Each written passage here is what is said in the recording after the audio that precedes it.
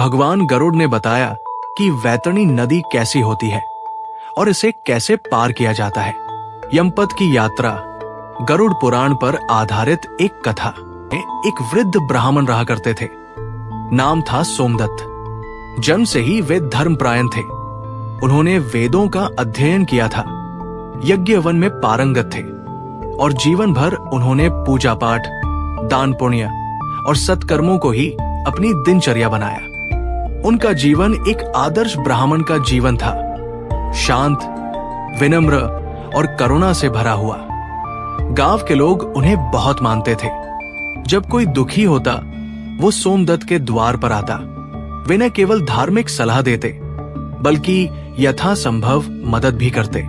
वृद्धावस्था में उनका जीवन पूरी तरह भगवान विष्णु की भक्ति में लीन हो गया।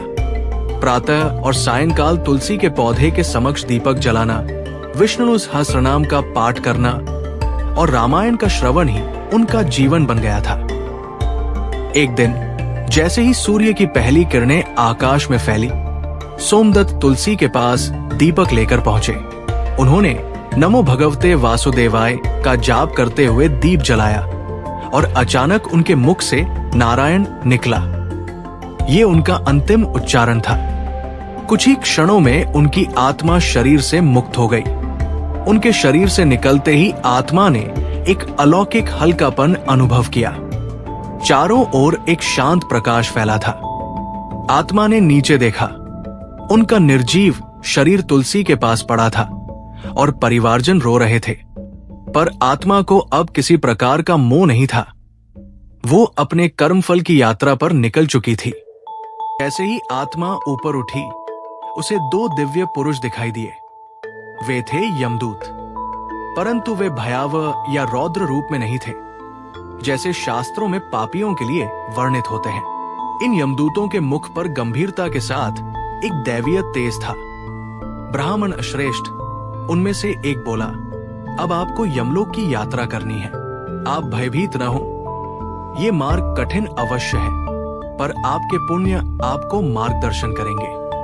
आत्मा ने शांत भाव से सिर हिलाया और यात्रा प्रारंभ हुई। पहला पड़ाव वैतरणी नदी। कुछ ही समय में वे एक भयावह नदी के किनारे पहुंचे। काली, गंदी और असहनीय दुर्गंध से भरी हुई ये थी वैतरणी नदी। इसकी लहरें रक्त, मल और मांस के टुकड़ों से भरी हुई थी। नदी में अनेक आत्माएं छटपटा रही थी। कोई डूब रहा था, कोई पुकार रहा था, कोई अपने कर्मों पर पछता रहा था। सोमदत्त ने यमदूतों से पूछा, मैंने तो जीवन भर धर्म का पालन किया, फिर इस गंदे और भयावह स्थान से क्यों गुजरना? यमदूत बोले, हे पुण्यात्मा, ये वैतरणी है।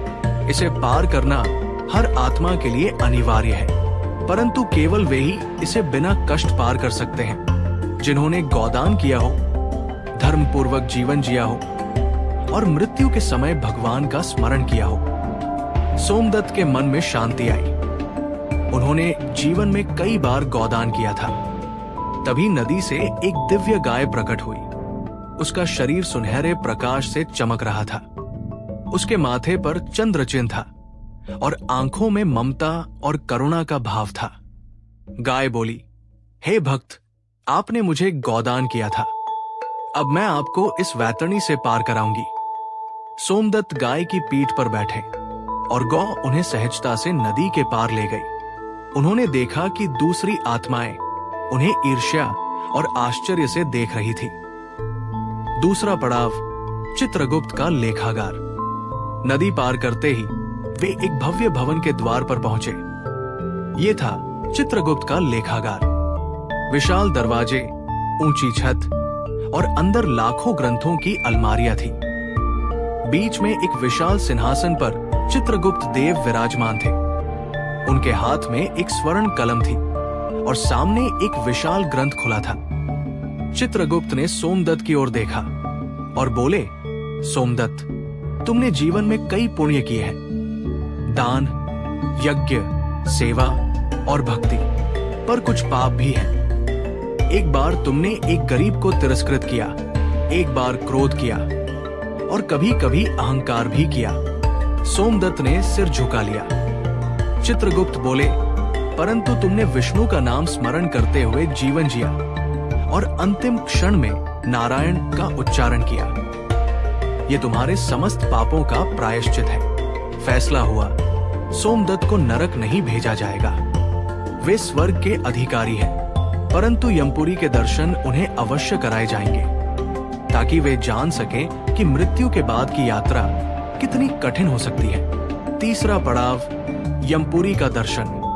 अब सोमदत्त को एक विशेष रथ में बैठाकर यमपुरी की ओर ले जाया गया। रथ आकाश में उड़ रहा था और नीचे भयानक दृश्य दिख रहे थे।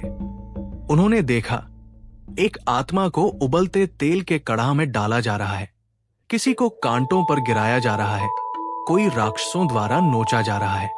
सोमदत्त की आंखें करुणा से भर गई। उन्होंने यमदूतों से कहा, यह दृश्य बहुत कष्टदायक है, क्या कोई इन यातनाओं से बच सकता है? यमदूत बोले, हाँ, जो जीवन को धर्म, करुणा और भक्ति से जीता है, जो गरुड़ पुराण पढ़ता और उसका पालन करता है, वो इन यातनाओं से मुक्त रहता है। तुम्हें ये ज्ञान इसलिए दिया जा रहा है ताकि तुम इस संदेश को आगे पहुंचाओ। अंतिम पड़ाव, विष्णु धाम का द्वार। अंत में रथ एक दिव्य प्रकाश की ओर बढ़ा। दूर से ही भजन कीर्तन की ध्वनि सुनाई देने लगी। स्वर्गिक सुगंध, पुष्पों की वर्षा और शांत वातावरण, ये सब विष्णुधाम की निशानी थी। एक द्वार पर 2 दिव्य द्वारपाल खड़े थे। ब्राह्मण श्रेष्ठ उनमें से एक बोला, आपका स्वागत है। आप धर्म, दया और भक्ति के मार्ग पर चले। अब आप भगवान विष्णु के धाम में प्रवेश पा सकते हैं। सोमदत्त ने यमदूतों की ओर देखा और हाथ जोड़कर बोले, मैं चाहता हूं कि मेरे वंशज और सभी लोग धर्म के मार्ग पर चले, इस यात्रा का सत्य सब जाने। द्वार खुला और सोमदत्त आत्मा रूप में भगवान विष्णु के चरणों में लीन हो गए। सीख, गरुड़ पुराण केवल मृत्यु के रहस्यों को प्रकट नहीं करता, बल्कि ये जीवन का भी मार्गदर्शन करता है। ये सिखाता है कि मृत्यु कोई अंत नहीं, बल्कि एक यात्रा की शुरुआत है। आत्मा का सफर, उसके कर्मों की परीक्षा और अंत में मोक्ष की प्राप्ति। सोमदत्त की कथा हमें सिखाती है कि यदि हम जीवन में सच्चे अर्थों में धर्म, करुणा, भक्ति और सेवा का पालन करें, तो मृत्यु के बाद का मार्ग भयावह नहीं बल्कि दिव्य हो सकता है। ये कथा प्रत्येक मनुष्य को एक प्रेरणा देती है कि जीवन केवल भोग के लिए नहीं, बल्कि मोक्ष की दिशा में एक सतत प्रयास है, और इस प्रयास में गरुड़ पुराण एक अमूल्य मार्गदर्शक है। दोस्तों, यदि आपको ये वीडियो जरा भी अच्छा लगा हो तो इसे लाइक जरूर करें और हमारे चैनल को सब्सक्राइब करें। ऐसी वीडियो बनाने में बहुत मेहनत लगती है। यदि आप अभी तक इस वीडियो को देख रहे हैं तो आपका बहुत बहुत धन्यवाद।